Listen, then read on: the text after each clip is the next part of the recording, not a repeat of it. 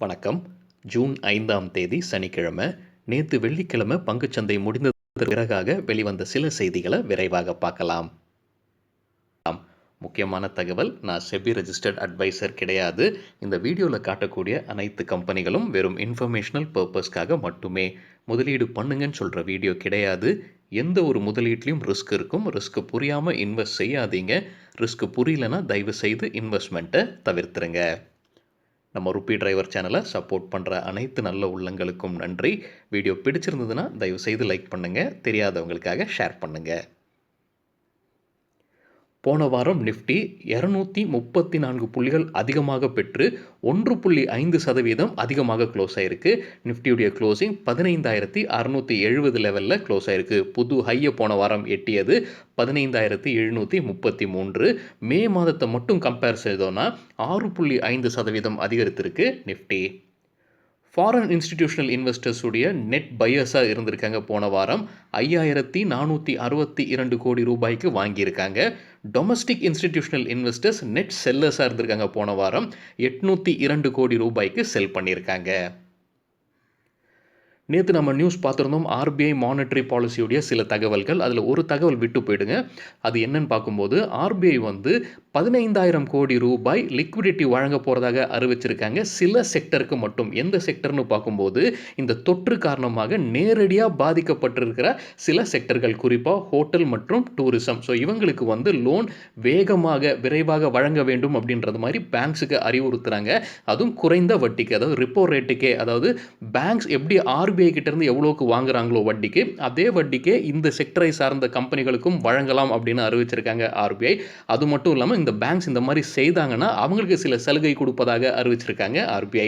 விரைவாக எந்தெல்லாம் செக்டர்ஸ்ன்னு பார்த்துடலாங்க. ஹோட்டல்ஸ் மற்றும் டூரிசம் தான் சொல்லியிருக்காங்க.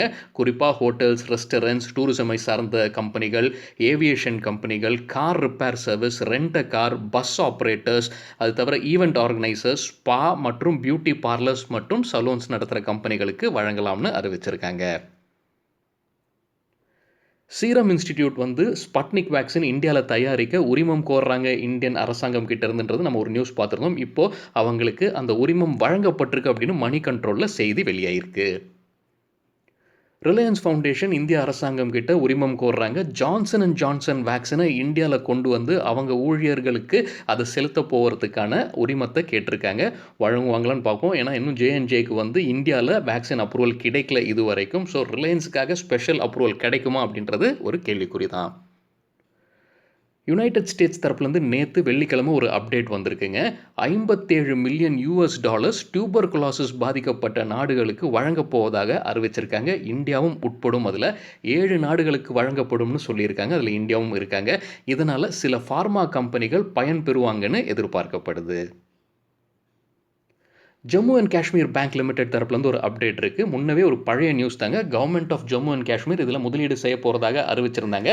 அதற்கான அப்ரூவல் நேற்று போர்டு வழங்கியிருக்காங்க. 500 கோடி ரூபாய் முதலீடு செய்ய போகிறாங்க government of Jammu and Kashmir இந்த பங்கில். வெல்ஸ்பன் கார்ப்பரேஷன் லிமிடெட் தரப்புலேருந்து ஒரு அப்டேட் இருக்குங்க. அவங்களுக்கு அமெரிக்கன் பெட்ரோலியம் இன்ஸ்டிடியூட் தரப்புலேருந்து ஒரு உரிமம் கிடச்சிருக்கு SAWH பைப்ஸ் வகையை தயாரிக்க. IOL chemicals and pharma limited தரப்புலேருந்து அவங்களுடைய ரிசல்ட் மற்றும் டிவிடெண்ட் அறிவிப்பு வெளியிட்டிருக்காங்க. டிவிடெண்ட் ஒரு ஷேருக்கு ₹2 நிர்ணயிச்சிருக்காங்க. இது தவிர 21 கோடி ரூபாய்க்கு புது ஆலையை செட்டப் செஞ்சுருக்காங்க அப்படின்னு அறிவிச்சிருக்காங்க கம்பெனி. பைசாலோ டிஜிட்டல் லிமிடெடும் அவங்க ரிசல்ட் மற்றும் டிவிடெண்ட் அறிவிச்சிருக்காங்க. டிவிடெண்ட் ஒரு ஷேருக்கு ₹1 நிர்ணயிச்சிருக்காங்க கம்பெனி. நேற்று சாயங்காலம் வீடியோவில் நம்ம பார்த்துருந்தோம். ஸ்டாக் எக்ஸ்சேஞ்ச் ஆக்சிஸ் பேங்க் கிட்ட ஒரு விளக்கம் கேட்டிருந்தாங்க மணி கண்ட்ரோலில் வந்த செய்தி குறித்து. அதாவது ஸ்பந்தனா ஸ்பூர்த்தி கம்பெனியை வாங்க போகிறதாக. அதற்கு நம்ம அந்த வீடியோ சேர நேரம் வரைக்கும் ஆக்சிஸ் பேங்க் எந்த விளக்கமும் அளிக்கவில்லை. அதற்கு பிறகாக ஆக்சிஸ் பேங்க் இப்போ விளக்கம் அளிச்சிருக்காங்க ஸ்டாக் எக்ஸ்சேஞ்சுக்கு. இது வெறும் ஸ்பெகுலேட்டிவ் தான், கெஸ் ஒர்க் தான். இது குறித்து நாங்கள் எதுவுமே சொல்கிறதுக்கு இல்லை அப்படின்னு ஆக்சிஸ் பேங்க் தரப்புலேருந்து அப்டேட் கொடுத்துருக்காங்க. அதே மாதிரி ஸ்பந்தனா ஸ்பூர்த்தி தரப்புலேருந்தும் அதே மாதிரியான ஒரு தகவல் அறிவிச்சிருக்காங்க. மாயில் லிமிடெட் அவங்க ரிசல்ட் மற்றும் டிவிடெண்ட் அறிவிச்சிருக்காங்க. டிவிடெண்ட் ஒரு ஷேருக்கு ₹4.90 அறிவிச்சிருக்காங்க. ஃபோர்ஸ் மோட்டார்ஸ் அவங்களுடைய மே மாதத்திற்குரிய சேல்ஸ் டேட்டாவை வெளியிட்டிருக்காங்க. அதன்படி டொமஸ்டிக் சேல்ஸ் 1306 வண்டிகளை சேல் பண்ணியிருக்காங்க. எக்ஸ்போர்ட்டாக 154 வண்டிகள் சேல் பண்ணியிருக்கிறதாக அவங்க ப்ரெஸ் ரிலீஸ் வெளியிட்டிருக்காங்க. அந்த ப்ரெஸ் ரிலீஸில் அவங்க போன மாதத்திற்குரிய டேட்டாவை கம்பேர் செய்யவோ இல்லை போன வருடம் மே மாதத்திற்குரிய டேட்டாவை கம்பேர் செய்கிற மாதிரி டேட்டா கொடுக்கல. கிராந்தி இண்டஸ்ட்ரீஸ் லிமிடெட் முன்னவே போனஸ் அறிவிச்சிருந்தாங்க. ஒரு ஷேர் கொடுக்கறதா இருந்தாங்க. 5 ஷேர் வச்சிருந்தா ரெக்கார்ட் டேட் படி. ரெக்கார்ட் டேட் இப்போ அனௌன்ஸ் பண்ணியிருக்காங்க ஜூன் 11ஆம் தேதி. ஆசாயி சாங்வான் கலர்ஸ் அவங்க டிவிடெண்ட் மற்றும் ரிசல்ட் அறிவிச்சிருக்காங்க. டிவிடெண்ட் ஒரு ஷேருக்கு ₹3.50 நிர்ணயிச்சிருக்காங்க கம்பெனி. NHPC தரப்புலேருந்து ஒரு அப்டேட் இருக்குங்க. NHPC கம்பெனியும் Jammu and Kashmir state power development corporation இணைந்து ஒரு ஜாயிண்ட் வெஞ்சர் கம்பெனியை இன்கார்பரேட் பண்ணியிருக்காங்க. Ratle hydroelectric power corporation limited. Iris business services கம்பெனியுடைய ஷேர்ஸை பொரிஞ்சு வில்லியத் வாங்கியிருக்கிறாரு. நேற்று 1,24,000 ஷேர்ஸை வாங்கியிருக்கிறாரு. ஒரு ஷேருடைய விலை ₹102.40. பொரிஞ்சு வில்லியத் இந்தியாவில் ஒரு பிரபலமான இன்வெஸ்டர். ஜி என்டர்டெயின்மெண்ட்டுடைய shares integrated core strategies Asia மறுபடியும் செல் பண்ணியிருக்காங்கன்னு நினைக்கிறேங்க. 61,11,000 ஷேர்ஸை செல் பண்ணியிருக்காங்க. ஒரு ஷேருடைய விலை ₹218.38.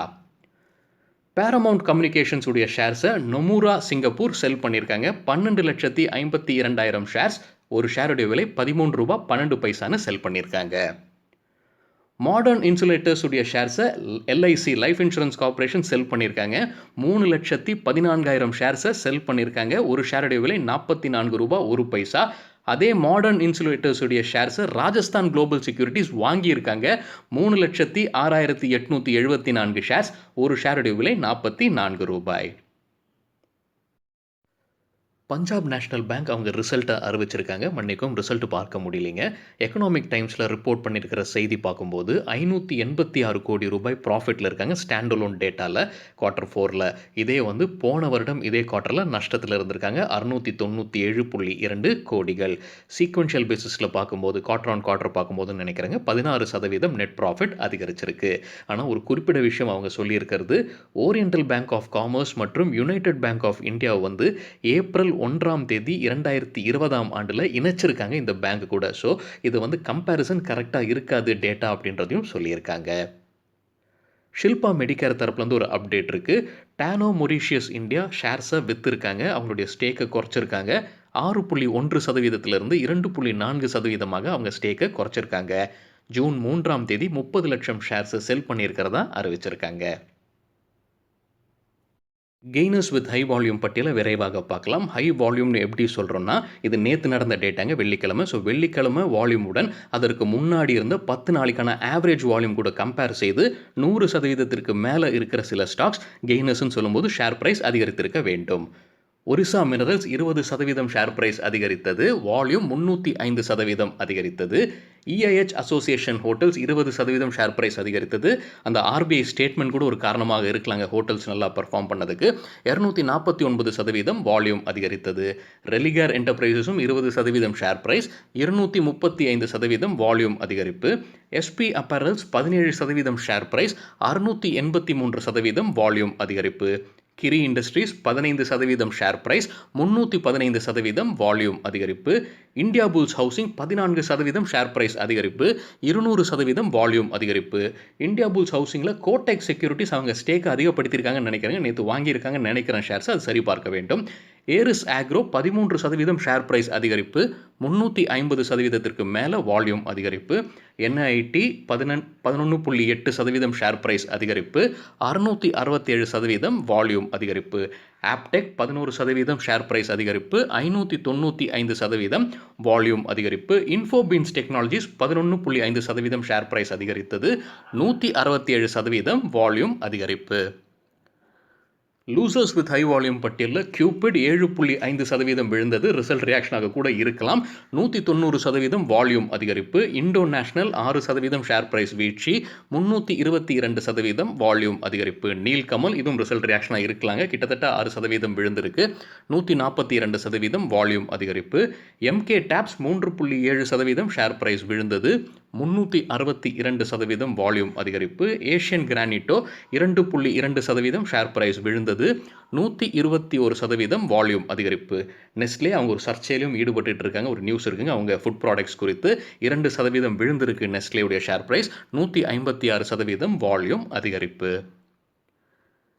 சரிங்க, இதுதான் சில விஷயங்கள் என்னுடைய பார்வைக்கு எட்டியது. உங்களுக்கு ஏதாவது இன்ட்ரெஸ்டிங்கான விஷயம் தென்பட்டிருந்ததுன்னா தயவுசெய்து பகிர்ந்து கொள்ளுங்க. நன்றி, வணக்கம்.